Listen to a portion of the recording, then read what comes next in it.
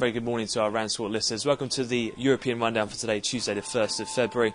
Just taking a check around the markets, and it seems as though a bit of stabilisation in the situation in Egypt, although we have heard from their state TV that the stock exchange there will be closed throughout the rest of this week. However, we'll continue to monitor the situation.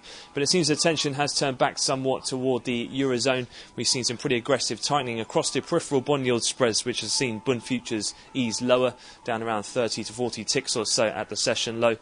Seems as though more participants looking back to yesterday as well as the weekend's comments are potentially looking at ways to restructure some of the EU and IMF aid being provided to the likes of Greece and Ireland, and potentially extending maturities of the loans they're given and paying back, and also potentially lowering the rate of interest that they're going to pay.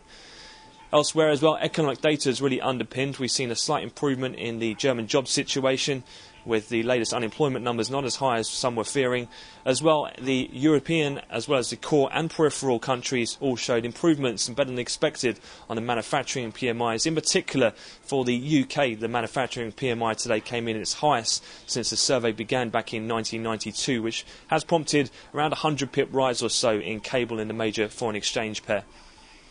Elsewhere, just taking a look in terms of the corporate calendar coming today, more corporate earnings from the likes of Pfizer in the pharmaceutical sector, as well as Biogen and Boston Scientific, just to name a few, with Archer, Daniels, pre-market, as well as Electronic Arts due after market today.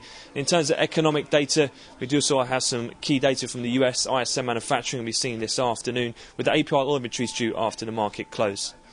In terms of supply as well, we are looking out for results from Austria at the moment. We also have T-bill auctions from Belgium and a debt auction out of the UK's DMO. And later on in the US, we also have an outright Treasury tips purchase today. They'll be targeting April 2013 to Feb 2040 maturities.